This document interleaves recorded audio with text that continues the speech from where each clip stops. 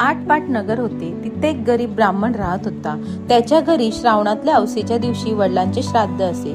इकडे दरवर्षी काय होई, ज्या दिवशी श्राद्ध त्या दिवशी सकाळपासून त्याच्या सुनेचे पोट दुखू लागे व ब्राह्मण जेवायला बसण्याच्या वेळेस बाळंत होऊन पोर मरू जाई. असं झालं म्हणजे ब्राह्मण तसेच उपाशी जात. असे 6 वर्ष झाले. 7व्या वर्षीही तसंच झालं.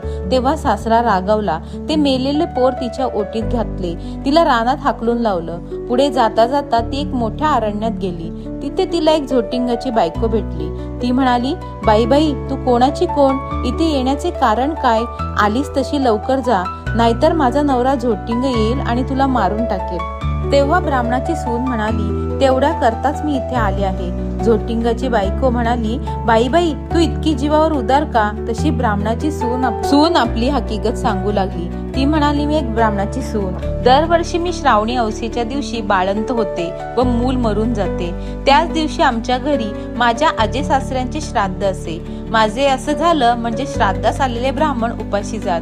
अशी 6 वर्ष बाळंतपण माझी झाली. 7व्या खेपेला सुद्धा असंच झालं. तेव्हा मामंजींना मला राग आला. ते म्हणाले, माझा बाप तुझ्या बाळणपणामुळे 7 वर्ष उपाशी राहिला, तर तू घरातून चालती हो. असे म्हणून हे मेलेले मूल माझ्या ओटीत घातलं आणि मला घालवून दिलं. नंतर मी इथे आले. आता जगून तरी काय करायचं आहे, असे म्हणून रडू लागली. तशी झोटिंगाची बायको तिला म्हणाली, भाई, तू भिवू नकोस, घाबरू नकोस. अशीच थोडी पुढे जा, तिथे तुला एक शिवलिंग दृष्टीस पडेल. बेलाचे झाड लागेल, तिथे एका झाडावर बसून राहा. रात्री नागकन्या, देवकन्या, 7 अप्सरा बरोबर घेऊन तिथे पूजेला येतील. पूजा झाल्यावर खीरपुरीचा नैवेद्य दाखवतील आणि अतिथी कोण आहे म्हणून विचारतील. असे झाल्यावर मी आहे म्हणून म्हण. त्या तुला पाहतील. कोण कोटची म्हणून चौकशी करतील. तेव्हा तू सगळी हकीकत त्यांना सांग. ब्राह्मणाच्या सुनेने बरं म्हटलं. तिथून उठली, पुढे गेली. तो एक बेलाचे झाड पाहिले. तिथे उभी राहिली. इकडे तिकडे पाहू लागली. तो जवळच एक शिवलिंग दृष्टीस पडले. जशा ते शेजारच्या झाडावर बसून राहिली. इतक्यात रात्र झाली. तशी नागकन्या, देवकन्या आणि 7 अप्सरा स्वारा सुद्धा आल्या. त्या शिवलिंगाची पूजा केली, नैवेद्य दाखवला आणि अतिथी कोण आहे म्हणून विचारलं.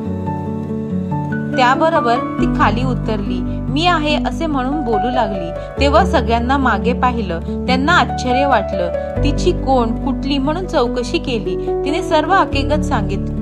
नागकन्यांनी, देवकन्यांनी तिच्या मुलांची चौकशी केली. तेव्हा अप्सरांनी ती दाखवली. पुढे त्यांना तिच्या 7 मुलांना जिवंत केलं आणि तिच्या हवाली केलं. पुढे तिला हे व्रत सांगितलं. 64 योगिनींची पूजा करायला सांगितली आणि मृत्यूलोकी हे व्रत प्रकट करायला सांगितले. तशी तिने विचारलं, ह्याने काय होतं? अप्सरांनी सांगितलं, हे व्रत केलं म्हणजे मुळं बाळ दगवत नाही, सुख समाधानात राहतात. पुढे ती त्यांना नमस्कार करून निघाली. ती आपल्या गावात आली. लोकांनी तिला पाहिलं. ब्राह्मणाला जाऊन सांगितलं, भटजी, तुमची सून घरी येत आहे. त्याला ते खोटे वाटलं. अर्धा धक्केने पाहू लागला. तो मुळं बाळ दृष्टीस पडली. पाठीमागून सुनेला पाहिलं. तसा उठला, घरात गेला. मुठभर तांदूळ, तांब्याभर पाणी आणलं. सर्व हकीकत सुनेला विचारली. तिने ती सांगितली.